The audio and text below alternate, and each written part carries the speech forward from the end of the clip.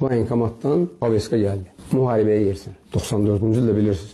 Müharibə gedirdi. Və o vaxtda da voyenkomatların qarşısında avtomatla soldatlar dururdu, əskərlər. İçəri girəni bayıra buraxmırdılar.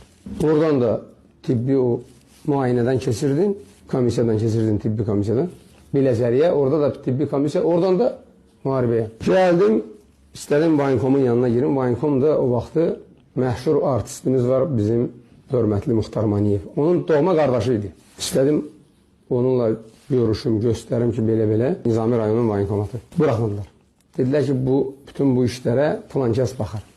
Bir nəfər var idi orada, patpolkovnik. Yaşlı kişi idi. 60-dan çox yuxarı yaşı var idi. Gəldim onun yanına, dedim ki, filan kəs müəllim, bəs mənə tək uşağam, bu. Dedi, buna baxmırıq. Ver mənə. Prepsinoyu qoydu delanın içinə. Dedi ki, get, tibbi komissiyadan keç, gedirsən. Dedim, axı, mən qəbul olmuşam Mədinəyə, oxumağa getməliyəm. Mollasan, əla. Gedib orada ölülərə Fatih oxuyarsan. Baxdım ki, bu istehza edir mənlə, ələ salır məni. Çıxdım bayra, gördüm ki, bunlar ciddidirlər, göndərəcəklər. 4 dənə telefon nömrəsi var məndə. Müdafiə naziri o vaxtı Dadaş Rızayev. Bizim qohum onun katibəsinin nömrəsi və başqa nömrələr, telefon nömrələri var idi ki, əgər lazım olsa, birdən nəsə hadisə olsa, zəng elə, biz baxaq görək nə məsələdir. İnanın, 4 dənə yerə zəng elədim, heç birindən bir nəticə əldə eləmədim. Biri dedi ki, tədbirdədir, o biri dedi, nə bilim, nədir. Axır ki, heç bir nəticə əldə eləmədim. Öz-özümə də sonra birdən içimdən belə gəldi ki, sən kimə arxayınsan, kimə ümid edirsən, kimə müraciət edirsən. Görürsən ki, bunlar kömək eləməyə qadir deyirlər. Eləyə bilsəydilər, eləyərdilər. Yeganə sənə kömək eləyəcək qüvvə var, o da Allah subhanahu wa ta'alədir. Ona təvəkkül elə. İçimdən belə bir şey gəldi, getdim, boş bir otaq tapdım orada.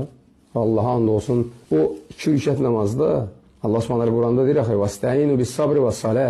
Səbr edib 2 rükət namaz qılıb Allahdan kömək diləyin. O 2 rükət namazda necə dua elədimsə, həyatımda çox nadir hallarda elə olub ki, o cür dua eləyib Allahdan istəyim. Allaha təvəkkül edeyim. Sonra Voyenkoma dedim ki, sizin burada bir işçi var. Deyir, mən Allahım. Səni göndərəcəm. Çağırdı ona, tənbih elədi ki, belə şey yaraşmır Azərbaycan mentalitetinə. Azərbaycan kişisinə belə söz demək yaraşmır. Necə yəni, mən Allahım, bu nə deməkdir? Oradan çıxdım, bu imtihandan keçdim. Bismillahirrahmanirrahim. Sən özün gedmirsənsə, bu başqa məsələ. Bunun səbəbi var. Səbəbin birincisi odur ki, orada gedən cihad oranın əhli üçün vacibdir, sənin üçün isə farz-ı kifayədir. Orada gedən cihad oranın əhli üçün vacibdir, sənin üçün isə farz-ı kifayədir. Ayıbdır. Qorxursansa deməyə ki, onlar Allah yolunda vuruşur, mücahiddir, inşallah şəhid olanlara şəhiddir, cənnətlidir. Qorxursan bunu deməyə? Əleyhinə də demədə, qardaş. Ayıb da oxu sənin üçün. Qiyamət günü o şəhidlərin hamısı sənin xirt dəyindən yapışacaq ki, sən nəyə görə mənim haqqıma girirdin? Bir də sual var ki, Azərbaycanda cihad başladı. Belə bir hədis var, bilmirəm, hədis bir dəqiq bilmirəm. Belə bir ki, если у этих нет помощи, bunlarda güc yox. Kimsə köməyə gəlir. Düzdür. Ölkə köməyə gəlir. Düzdür. У них нету, они да, другие да. Onlarda bütün ümmət köməyə gəlir. Düzdür. İndi də Çerkesler Afqanistan'da bu söhbət deyil ki. Hər yerdə o söhbət. Bütün müsəlmanlar ayağa qalxıb müsəlman qardaşlarına kömək eləməlidir. Hər kəs əlindən gələni eləməlidir. İndi sən özün fikirləş də, qardaş. O dediyin yerlərdə ki, müharibələr gedir, bu yerlərə bəyən başqa ölkələrdən kömək gəlmir.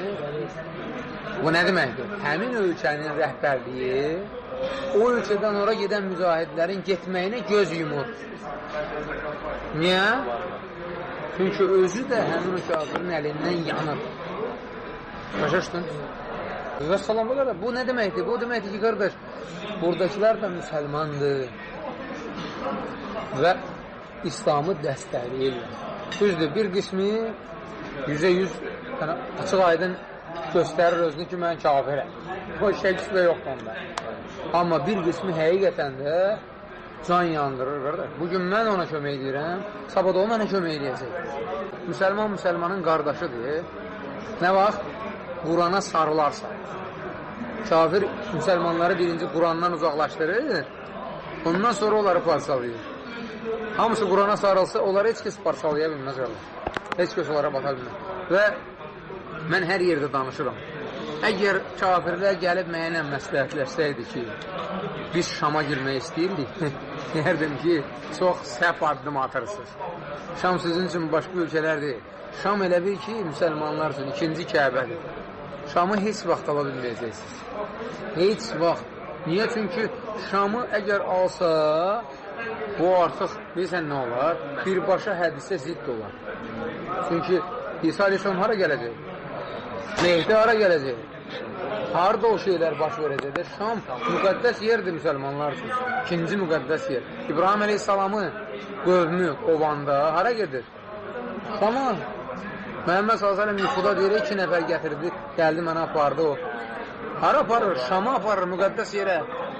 Şam müqəddəs yerdir. Kafirləri Allah Teala ona heç vaxt verməz. Məsələn, Kəbəni görürsünüz, kafirlər ala bilir. Ola bilməzlər axı, heç vaxt ala bilməzdir. Çünki müsəlmanların müqəddəs yeridir. Şamı da almaq üçün, qardaşlar, yer üzündə axırıncı əhli qırılana kimi Şamı ala bilməzdir. Şamda təkcə sələflər vuruşmur ki. Hənəfi, Şafii, Maliki, Həmməd, kim, nə istəyirsən var orada.